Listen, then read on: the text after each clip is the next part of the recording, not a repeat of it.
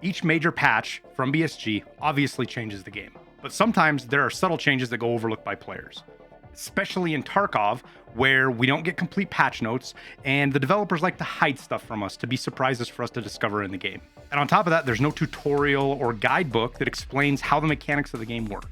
The latest patch, which was the Lighthouse expansion patch, patch 12.12.30, has a few that are particularly important to bring up for new players and veterans alike. Some of these are completely new mechanics, while others are modifications to existing mechanics that have got some players confused. So first up, let's talk about the special slots. There are 3 new slots that they added to your character screen that take the place of where the old compass slot used to be. Any one slot special item can go in there. So that's, compasses, rangefinders, your markers, jammers, the Wi-Fi cameras.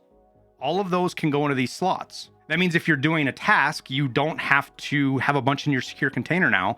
A marker task, you can just put 3 of these markers in here and they'll pull them out of your special slots when you go to plant them. On top of that, these slots act like a special container, and when you die, they're not lootable. So if you get killed, when you get out of raid, those 3 markers will still be there if you didn't use them. Now, the downside is that when you're using your compass, for example, there's no longer a hotkey for it. You have to bind these just like you do other items. So if you want to use a rangefinder or the vortex, your 4 through 0 bind keys now are required to do that. Now, with this new stuff, we have flares, which are also a new item, weapon, whatever you want to call them. There's 2 types. There are the hand flares, and then there are flares that go into a flare gun. Now, there's a bunch of different colors here, but the only ones that call in airdrops are red, and that is both for the hand flares and the gun. The other flares will shoot other colors, and the lighting flare supposedly illuminates, but it's kind of buggy right now. They don't serve any other purpose in the game other than flare.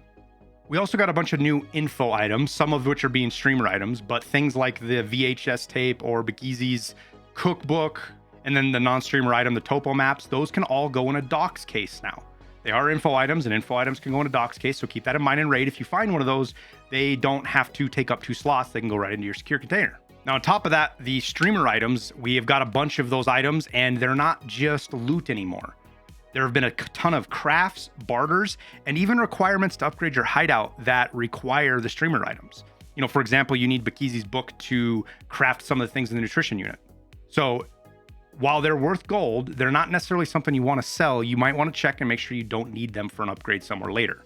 Now, not new, but something I want to bring up because I think a lot of people are missing out on are the armor and weapon repair kits. Mostly the armor repair kits, but both of them.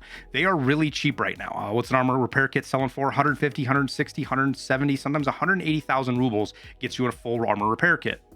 Now, the reason this is insanely important is because if you're repairing armor, you can see the cost of these things is fractional compared to if you're repairing with mechanic. I mean, you're 10% of the cost on one repair of an hunter. So if you're not using armor repair kits, you should buy them now while they're cheap, because I don't think they're going to stay this way. Now, the weapon repair kits, they're a little bit different. They're not as valuable, but it is the only way to level up your skill weapon maintenance. This skill, while it doesn't do much anything as it levels up, once it gets to max skill, it's pretty useful. And repairing with the traders doesn't level it. Now, if you want more info on these repair kits, I did a whole video on that. Go check that video out. It'll explain how they work, how they save you money, all that kind of stuff. But keep in mind, in order to use a armor repair kit, you have to have a lavatory level 1, and use a weapon repair kit, you have to have a workbench level 1.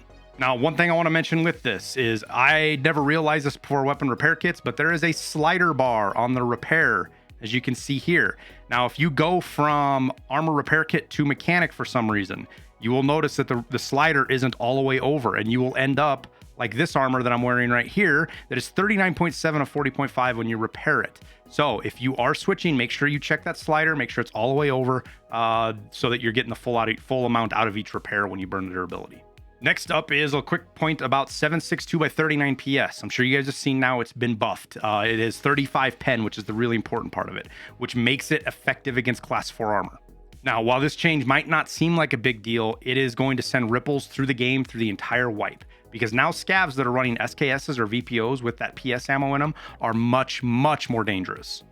With some of the class 4 armors, you have a potential to be 4-shot by a scav if they land all their shots on your chest. But even an engagement that doesn't kill you is going to completely screw up your armor, even if it's class 5.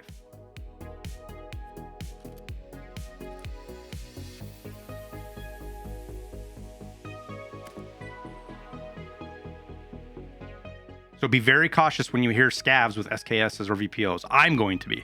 I won't engage them. Basically, I can't fight them like players now because I don't like getting my armor screwed up or risking death to a scav.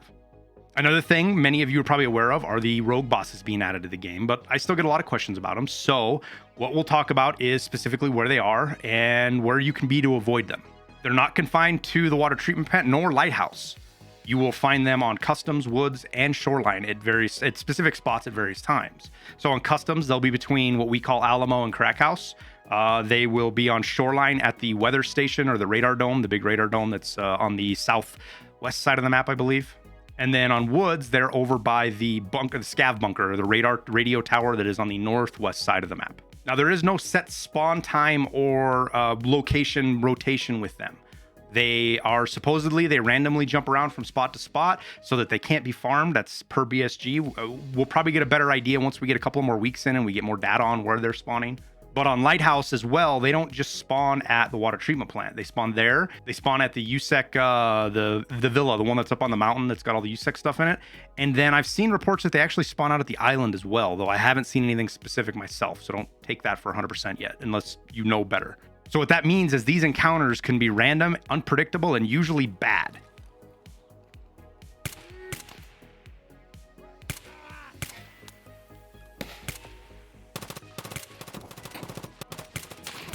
That's big pipe, dude. He just switched to kill me. He was shooting the other player. I shot at him. Customs is about the only place I've seen people really successfully fighting them. The other maps, most of the time you're dead before you even know what happened. So just be cautious when you're moving around. If you're a scav or a player, they will kill you. So regardless of if you're bear or USEC. Knight and Big Pipe will rush you similar to what Killa does. I would say even more aggressively and more effectively than Killa. And Bird Eye will take cover at a distance and shoot at you. Oftentimes you don't even know where he's at. Now, speaking of Lighthouse, we'll talk a little bit about the island. The loot out there is really, really good, but it is a gamble, being that there's only one way in and one way out, and there's no extracts out there. You're either going to fight your way in or fight your way out most of the time. But is it worth going out? I think so. For sure, as you're a player scav, and especially if you're a player, if you get one of those far spawns, it's actually a pretty good loot location, especially if you can get out there first and kind of defend it and keep players away and then loot it yourself. Now, on top of this, scav tasks have been out of the game. We've done a whole video explaining that stuff, but I just want to really quickly mention that you can only do the tasks as a scav. So if you have like find items, you can't craft them, you can't use ones in your inventory, you can't buy them and turn those in. You have to go and find them in raid as a scav. Now, as a bonus, they don't have to be found in raid. So if it says find 3 sunglasses, you can find 2 found in raid, 1 not found in raid. That's what I did. That's how I figured it out. So good to know about that. Now, there are tons of other items I could possibly cover, but this video would be an hour long, and I don't want to do that. We'll get into more stuff as I get more questions, but these were the most common things that were asked. So I hope this info makes your experience in Tarkov a little bit better. I wish you the best of luck in your raids, and we'll see you in Tarkov.